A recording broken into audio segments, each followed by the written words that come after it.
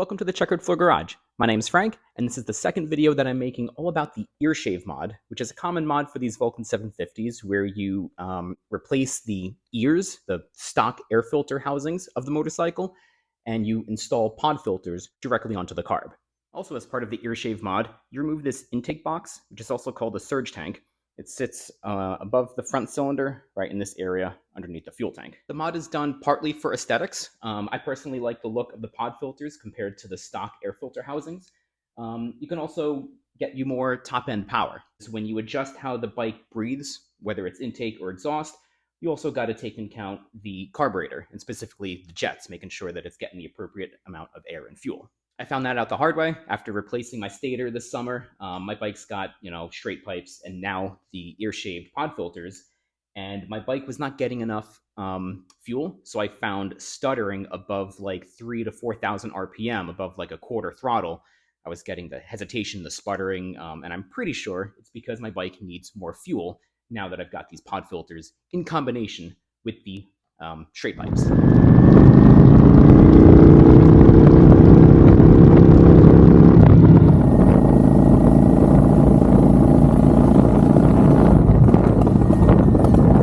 A few things first before I get into the how-tos of the earshave mod.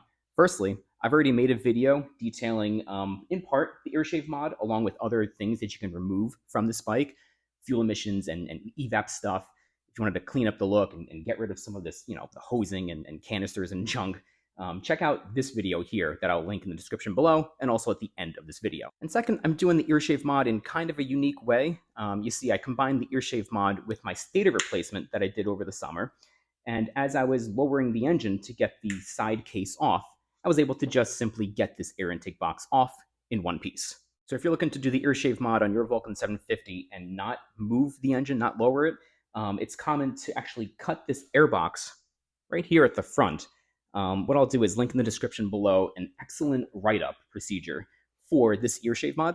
And I've actually been leveraging it and using it in combination with what I've been doing with my engine tilt stator replacement. All right, so with that stuff out of the way, let me talk about the carbs and the new jets that I got. So here I am on the left side of the bike, and right here underneath the bottom part of both carbs, remove this this piece, and you can access the jets. And you can actually do this, if you want, with the carburetor still in the bike. If you need to, cut out the intake box and you already have your fuel tank off, you might as well just take the carburetors off and have more room to access it. But there is a way to do this job to replace the jets without taking the carbs out of the bike. The bottom of the carbs are held on by these two little bolts. They do have a little Phillips head, so I don't know if you've got like a screwdriver that is small enough that you can get in there, or they also got these little hex heads, right? So it's a 7mm bolt, and I've got this little wrench, and it's tight, but I was able to get in there and loosen both bolts to get this piece off. This is what the main jet looks like, and this is the first thing that I'm going to be replacing. The stock main jet size is 132, and I'm going to increase it to 140. The pilot jet looks like this. Stock size is 38. I got a size 40 just to have, but my approach is I'm going to make as few changes as possible to get the bike working. And, to that effect, I'm only going to do the main jet for now, increasing from 132 to 140. The Vulcan 750 can respond quite a lot to little adjustments with the carburetors, so it's best to be conservative. I'll link in the description below an excellent write-up from years ago regarding, the impact of the jet sizes on the running of the motorcycle. But basically, each Vulcan is different, and if you're only doing pod filters or pods and swapping the mufflers, you might get away without needing to rejet at all. My new intake system here is like a short tube header in that it's going to flow more smoothly and efficiently at high RPMs, but have a less gain or even a negative net effect on the low end torque. Here's the stock setup. I'm going down here with the intake and exhaust side. I'm going to try 140. I did not even purchase, I'm not going to consider 142. I think that's way too rich for my purposes. Pilot jet, if needed, I purchased 40, but I'm going to try to get away with the stock 38s. And then needle shims, I'm actually not going to touch that at all, again, unless needed, but I will touch the mixture screws. So I don't know what they are at right now. I'll get over that in a little bit in the later part of the video. And there's a lot of places where you can get your jets for these Keihin CV carbs for the Vulcan 750. I got mine from pjmotorsports.com, and here's the details. The main jet, 140, here's the part number size, and then the pilot jet, the number 40, here's the part number. Next, I want to use this endoscope here to show you what it looks like on the underside of the carb. So that one right there, is the main jet. It's already missing. I've since removed it. And then right behind it, you can see kind of part of it there in the upper left. That's the pilot jet. And if you got a small enough flathead screwdriver, you can get in there, lefty-loosey, get out the jets. Or I have this in the garage, this flathead that I was able to attach to my wrench. So I was able to get in there, crack it loose, and get it out. All right, so let's get this new main jet in. I'm just going to tighten this down. And then I'll go ahead and tighten it down with this guy.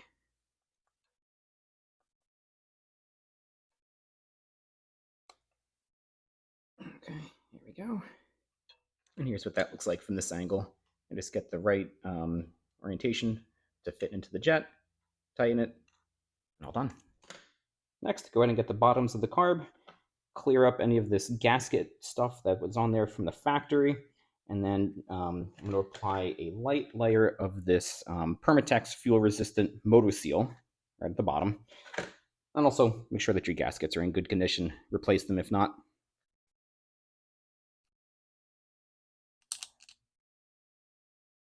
Okay, good. Next, I'm going to get the gasket back on here. I'm going to apply a light layer of this motor seal using a paintbrush.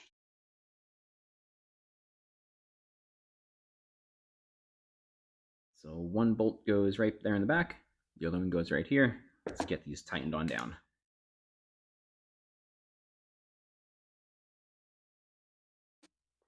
And then I'm going to tighten it down the rest of the way with this little 7mm wrench.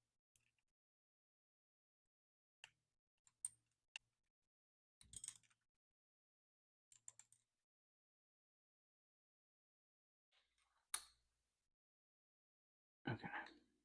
Here I am on the right side of the bike. I'm going to get this main jet out here. There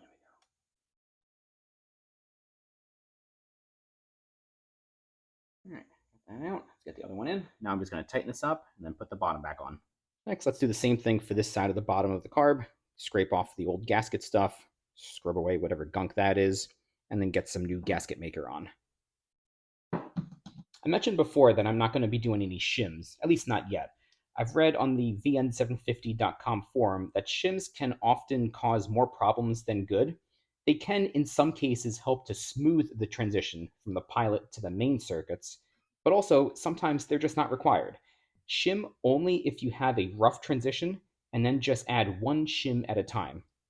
Shims can screw up your low end and idle if it isn't done right. It's tight doing it this way, but like I said, it is doable.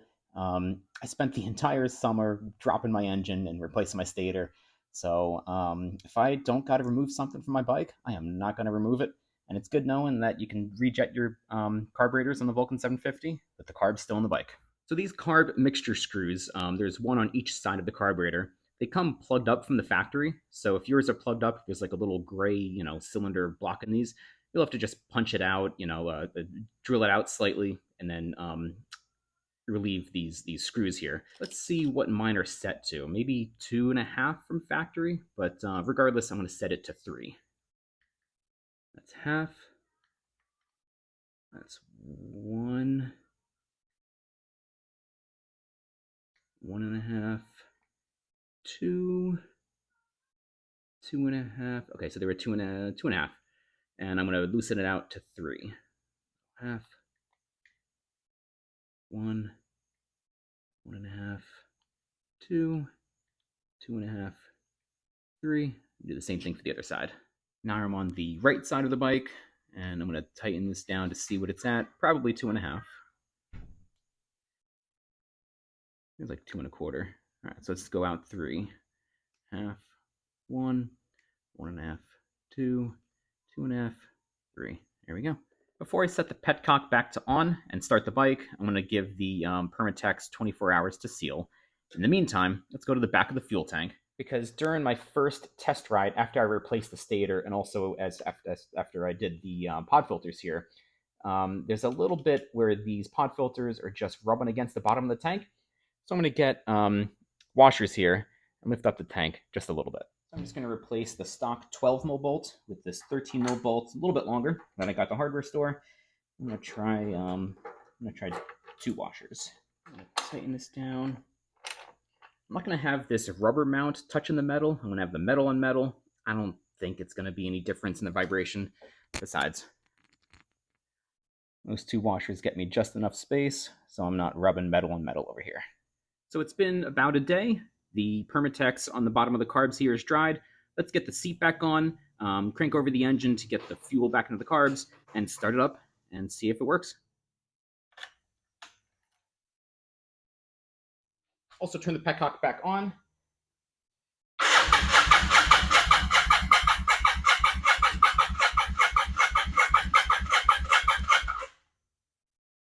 I'm going to give it a couple seconds and then I'll try again. It's going to take a little bit to just get the fuel to refill the carb bowls.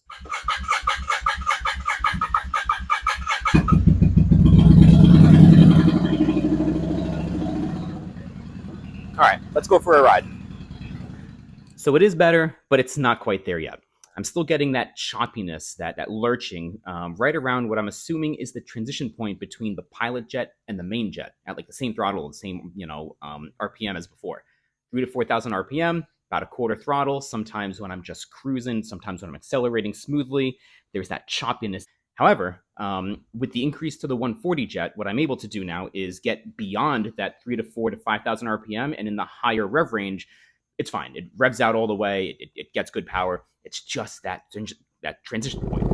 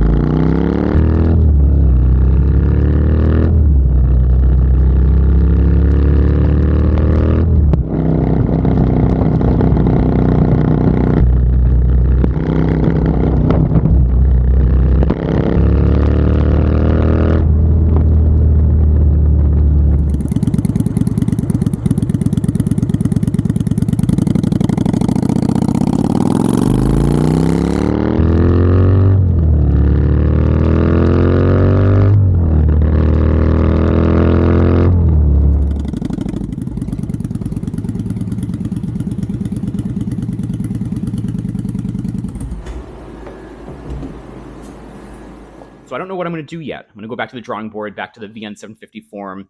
I've got the 40 size pilot jet. I may do that. I could do 1 shim, try that. But like I said, I want to do some more research. Let me know what your thoughts are in the comments below. Also follow the discussion over at VN750.com.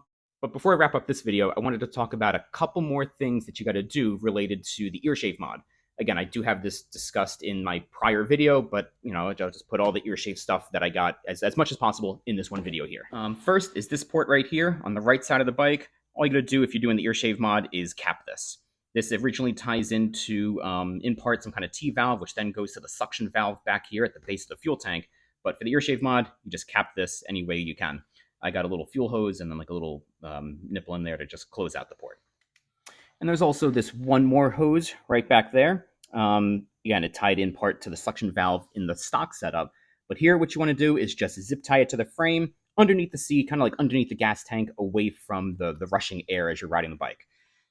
And lastly, you got to do something with the crankcase breather, because normally it ties into the bottom of the airbox up there. But with that gone, I've got this MGO crankcase breather filter. And I also got a new hose at my auto parts store, something that has like a better 90-degree bend, because my other one, when I was trying to get it set up in this position, that the stock tube that came from the factory, it was kinking. Also, I gotta tighten this. So that'll wrap up this part of my earshave video, earshave process. In the next and last video all about the earshave stuff, I'll either show what I did with the pilot jet and or the shims. Again, let me know what you think in the comments below. check over the VN750.com forum and the discussion about this issue. And I'll see you guys in the next one. Have a good one.